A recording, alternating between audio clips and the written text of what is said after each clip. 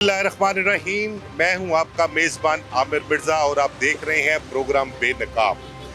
आज का जो प्रोग्राम है वो एक ऐसा केस है जिसमें बड़े ही हैरानकुन इंकशाफात जो हैं वो सामने आए हैं और बड़ा ही एक इंटरेस्टेड केस है। एक पुलिस एनकाउंटर का केस है और एक ऐसा मुतनाज़ा केस है जैसे अभी पिछले दिनों एक फ्राई फैसल शफकत भट्टी का, तीफी भट्ट का, फैजान बॉक्सर, मैं अक्सर इन केसेस का जिक्र करता हूं कि ये मुतनाज़ा केसेस हैं, मुतनाज़ा पुलिस एनकाउंटर्स हैं। इसी तरह ये एक मुतनाज़ा केस है जो अब के थोड़ी स्ट्रेटजी जो है वो चेंज की गई है और ये केस जो है इसका एनकाउंटर जो है वो सामने आता है सिंध के इलाके घोटकी में। तो बड़ा इंटरेस्टिंग केस है, सोशल मीडिया पर भी जो है ये पिछले कई दिनों से चल रहा है। एक बार्सिलोना स्पेन की एक कारोबारी शख्सियत नुमान कैसर जो पाकिस्तान में आता है अपने केसेस को फेस करने के लिए, उसके खिलाफ दर्ज होती हैं FIR 302 की और 302 की FIR में वो 109 का मुल्ज़म होता है। कोई फैमिली मैटर्स उनके थे, उसकी बहन के शोहर के साथ कुछ मामला थे और उसकी जो बहनोई है नुमान कैसर का, उसका मर्डर होता है। उसको शूटर्स मर्डर कर देते हैं। उसके मर्डर के कुछ अरसे बाद, कुछ दिनों बाद, कुछ हफ्तों बाद कह लें, शूटर जो है वो गिरफ्तार हो जाते हैं। उनकी गिरफ्तारी के बाद उनका केस ट्रायल होता है, उन्हें कोर्ट में प्रोड्यूस की जाता है और उन दोनों शूटर्स को सजाए मौत तो नहीं, 25-25 साल कैद की सज़ा जो है वो सुनाई जाती है। वो अभी भी जेल में है और अपनी सज़ा काट रहे हैं। अब उनके साथ मुकदमे में जो 109 का मुल्ज़म था वो नुमान कैसर था, जो स्पेन में रहता था अपनी फैमिली के साथ, अपने दीगर अहले खाना के साथ, दीगर रिश्तेदारों के साथ। उसके खिलाफ जो पुलिस की जानिब से रेड वारंट जारी किए जाते हैं, क्योंकि स्पेन से इसको नुमान कैसर को रेड वारंट के ज़रिए लाना मुश्किल काम था। उनका इश्तराक नहीं है पाकिस्तान के साथ, तो इस वजह से जो है वो उसको नहीं ला सकते थे। लेकिन फिर भी नुमान कैसर ने मुनासिब समझा कि वो लाहौर पाकिस्तान वापस आकर अपने केस को फेस करे और अपने आप को क्लियर कराए और अपनी सफाई बयान करे। वो आता है, केस चलते हैं, वो डिटेल सारी आपके साथ शेयर करेंगे। नुमान कैसर के वकील हैं रमज़ान ढूंढी, उसके साथ भी बात करेंगे, वो सारे मामला बताएंगे। तो हम इस वक्त मौजूद हैं कैंप जेल लाहौर के बाहर, जहाँ से नुमान कैसर की मौत का सफ़र शुरू होता है। स्पेन से तो वो चला था अपने केसेस को फेस करने के लिए, लेकिन ये कैंप जेल लाहौर है, यहाँ पर वो कैद था।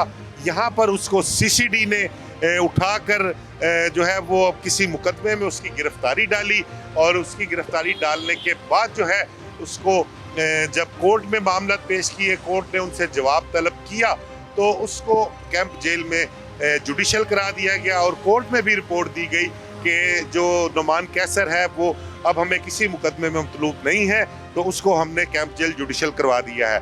बहरहाल उसके वकील ने, जो उसके बुरसा थे, उन्होंने उस केस को परसू किया कोर्ट में, कोर्ट से उसकी बेल करवाई, सारे केसेस को देखा और ये वो जगह है जहाँ से आपको दिखाएं कैमरामैन अगर हमारा, कि यहाँ से तो उसकी नुमान कैसर की रिहाई हुई थी और उस रिहाई के बाद जब वो बाहर आता है तो उसको यहाँ से अगवा कर लिया जाता है।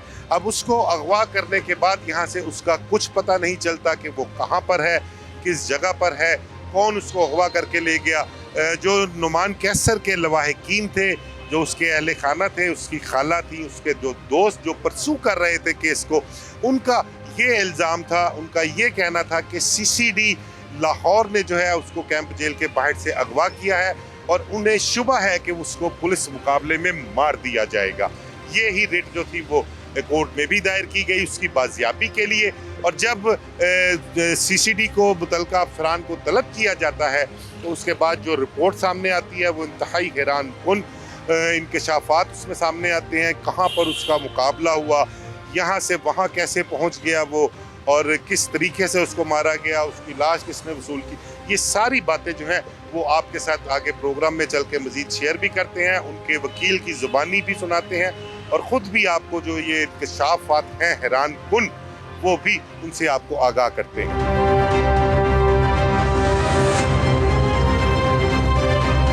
जी हमारे साथ इस वक्त मौजूद हैं रमज़ान ढूडी, बहुत सीनियर एडवोकेट हैं और ये नुमान कैसर के जो थे वो वकील थे। इन्होंने रिट दायर की थी लाहौर हाई कोर्ट में उसके अगेंस्ट के उसको सीसीडी वाले जो हैं वो कैंप जेल के बाहर से उठा कर ले गए हैं और ख़दशा है कि उसको पुलिस मुकाबले में मार दिया जाएगा। तो इस हवाले से नुमान कैसर का जो केस है, इस हवाले से तमाम तर तफसीलात हम जानते हैं रमज़ान ढूडी साहब से और उनका शुक्रिया भी अदा करते हैं कि उन्होंने हमें टाइम दिया और इस केस के हवाले से हमारे साथ बात करने के लिए वो मौजूद है हमारे साथ। वालेकुम सलाम। नुमान साहब कैसे हैं आप? ठीक हैं। नुमान साहब बताइएगा ये नुमान कैसर का केस था क्या, कहाँ से स्टार्ट होता है और इसका इख्तिताम कहाँ पर होता है, इस हवाले से ज़रा कुछ डिटेल हमारे नाजरीन को बताइएगा। मिर्ज़ा साहब, नुमान कैसर एक स्पेनिश रेजिडेंट था, स्पेन के अंदर रहायश पजीर था और इसके ख़िलाफ़ एक मुकदमा होता है 302/109 जुर्म का और इसको मशवरे में रखा जाता है जो कि थाना नसीराबाद के अंदर दर्ज होता है। ये जब चलते हैं उसकी इन्वेस्टिगेशन चलती है, इन्वेस्टिगेशन के दौरान जो अपना इसका रेड वारंट जारी होता है तो ये फिर अपने जो मुकदमात है जिसके अंदर वो मशवरे में शामिल रखा गया है उसको फेस करने के लिए स्पेन से पाकिस्तान वापस आता है। ना साहब, ये FIR कब दर्ज हुई थी और मर्डर कौन हुआ था और उसका इससे साथ क्या रिश्ता था? जी, ये FIR 2023 के अंदर हुई थी और जो मर्डर हुआ था वो इसका साबका बहनोई था और इसके रिश्ता यही था और ये इसी पे यही इल्ज़ाम था। काफ़ी मारूफ कारोबारी शख्सियत अपना सोहराब साइकिल वालों का बताते हैं कि उनका बेटा था वो अमजद काजी गालबन शायद नाम। जी, इसी तरह आपकी बात दुरुस्त है कि जो मुझे आप क्योंकि मीडिया के ज़रिए ज़्यादा पता चला है कि वो सोहराब साइकिल के मालिक थे जिनका वो बेटा मर्डर हुआ है। तो उस मुकदमे में ये अपना ट्रायल फेस करने के लिए पाकिस्तान आता है। तो जब पाकिस्तान आता है तो बुरी ज़मानत अपनी करवाता है। बुरी ज़मानत के दौरान ही इसको जो लोकल पुलिस है वो उठा कर ले जाती है। अभी इसकी बुरी ज़मानत पेंडिंग होती है। ये 2025 की बात है, अप्रैल 2025 में ये स्पेन से वापस आता है। ये अप्रैल 2025 में स्पेन से वापस आता है, अपनी बुरी ज़मानत करवाता है। बुरी ज़मानत के दौरान ही जब इसकी पेंडिंग होती है तो इसको उठा लिया जाता है। हाँ। और जब इसको उठा लिया जाता है तो उसके बाद जब क्योंकि मीनवाइल इसकी non appearance before the court इसकी जो बुरी ज़मानत खारिज होती है तो इसकी गिरफ्तारी डाल दी जाती है उसी मुकदमा में। अच्छा, तब तो CCD का वजूद नहीं था जब इसको उठाया गया या जब ये वापस आया केस के ट्रायल के लिए? CCD का काम एग्जैक्ट उसके कोई चंद दिनों के बाद हो चुका था जब ये गिरफ्तारी हो चुकी थी। तो इसको उठाया उसी वाले था, ऑर्गेनाइज क्राइम यूनिट जो उस टाइम था। जी, इसी तरीके है उस वक्त, क्योंकि CCD का बाज़ाब्ता क़याम नहीं आ चुका था, लेकिन इसकी क्योंकि निगरानी उस वक्त जो मौजूदा CCD के हेड हैं उनके पास ही इनका चार्ज था और क्योंकि वो एक लंबे अरसे से DG एंटी करप्शन भी थे और ऑर्गेनाइज क्राइम जो इन्वेस्टिगेशन जिनके जो है वो OIC जिसको आप अभी बोल रहे हैं या CIA हमारी जो साबका थी उनका OCU उसके गालबन DIG थे, दूसरे थे वो इमरान किश्वर साहब हुआ करते थे उस वक्त उसके OCU के DIG। सुहेल जफर चट्टा साहब को तो बाद में बनाया इन्होंने जब ये CCD का क़याम आया। इससे पहले चंद दिन पहले शायद इनको एडिशनल चार्ज भी दिया गया। चार्ज दे, ठीक है ना। अच्छा, इनको उठा के ले गए नुमान कैसर को सेशन कोर्ट के बाहर से, ये तारीख पर आए हुए थे, तो उसके बाद फिर आपका कोई राब्ता हुआ, क्या मामला चलते रहे उसके बाद? देखिए जी, नुमान कैसर को उठा लिया गया, इसकी गिरफ्तारी डाल गई, ये एक रूटीन का मैटर था, गिरफ्तारी डाल गई, जुडिशल हो गया। उसके बाद ये ट्रायल फेस करता रहा अदालत के अंदर और इसकी पेशी होती रही। पेशी के बाद इसकी फिर ज़मानत मंजूर होती है हाई कोर्ट से 24/12/2025 को। जब हाई कोर्ट से ज़मानत मंजूर होती है, रोककर जेल में जाती है, कोट लखपत जेल। तो उस वक्त दोबारा फिर इसके ख़िलाफ़ थाना करने वाले एक झूठा पर्चा दर्ज करके उसके अंदर गिरफ्तारी डाल देते हैं। वो जब पेश होते हैं तो जुडिशल होता है, बेल रखते हैं, तो जब इसके अंदर बेल इसकी अभी पेंडिंग होती है तो एक और झूठा मुकदमा इसके ऊपर दर्ज कर दिया जाता है। तो हम उसके ख़िलाफ़ 2025 में ही दिसंबर इसमें इसके ख़िलाफ़ रिट दायर कर देते हैं वहाँ। यानी आपका मकसद, कहने का मकसद कि दौरान हिरासत जो है इसके ऊपर FIR जो है वो उनकी तादाद बढ़ती जा रही है, बढ़ती जा रही है। जो दूसरा मुकदमा इस पे होता है उसके अंदर वो डिस्चार्ज कर दिया जाता है। जब डिस्चार्ज होता है तो हम रिट फाइल कर देते हैं। रिट के अंदर जनाब ये CCD रिपोर्ट पेश करती है कि नुमान कैसर किसी भी मुकदमे में दरकार नहीं है। ये CCD के अगेंस्ट की थी या ओवरऑल पंजाब पुलिस के? पंजाब पुलिस और CCD को भी वहाँ पार्टी बनाया गया था।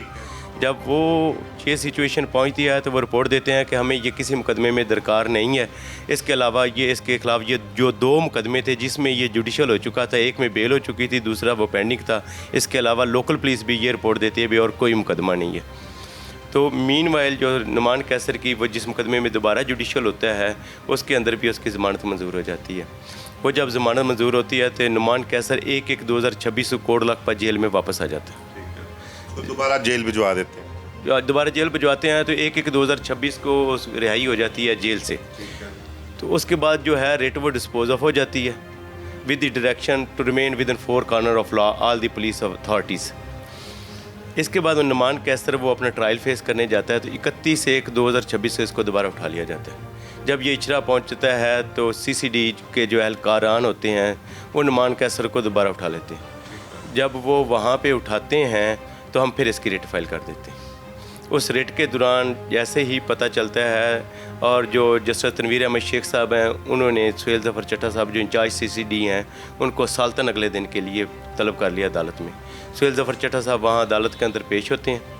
पेश होकर वो अपना तहरीरी रिपोर्ट दाखिल करते हैं कि नुमान कैसर मुकदमा नंबर हमारे पास गिरफ़्तार हमने किया है, शक की बुनियाद पर एक डकैती के मुकदमे में इसको हमने गिरफ़्तार किया। अच्छा, डकैती के मुकदमे में भी उसको शक की बुनियाद पर शक की जो सेक्शन 54 CRPC है वो प्रोवाइड करता है कि any person can be arrested on the basis of suspicion.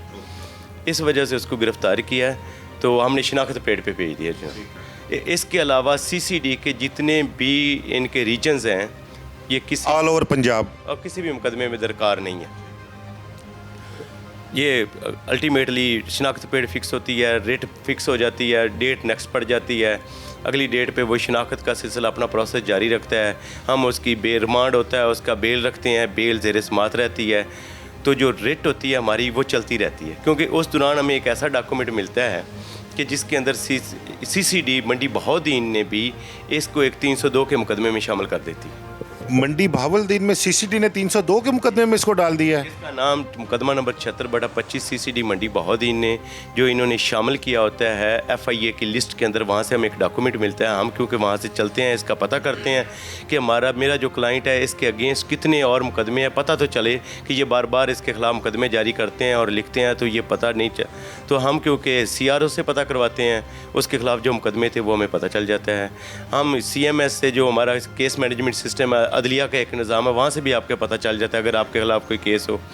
इसी तरह हम FIA में जाते हैं तो पता करते हैं कि इसका IBMS integrated border management system से पता चलता है कि इसके ख़िलाफ़ कोई मुकदमा तो नहीं है या इसका नाम PNI PCL ECL किसी लिस्ट में तो नहीं। तो वहाँ पर हम जाते हैं तो हमें पता चलता है कि इसका नाम PNIL लिस्ट में शामिल कर दिया जाता है और इसको मुकदमा नंबर 76/25 CCD की वजह से शामिल कर दिया जाता है। हम वो डॉक्यूमेंट साथ लगाते हैं, हाई कोर्ट में CMS फाइल करते हैं। CM जब फाइल होती है तो जैसा बड़ा बरहमी का इज़हार करते हैं कि ये बंदा जिसके ये दौरान हमारी जो रेट पेंडिंग है उसके दरमियान ये नहीं पेश रफ्त आई है, ये कैसे आ गई। तो वहाँ पर हम उसको अप्राइज़ करते हैं कि जनाब जिस दिन का ये वकूआ बयान करते हैं नुमान कैसर तो उस वक़्त कोट लखपत जेल के अंदर मौजूद था।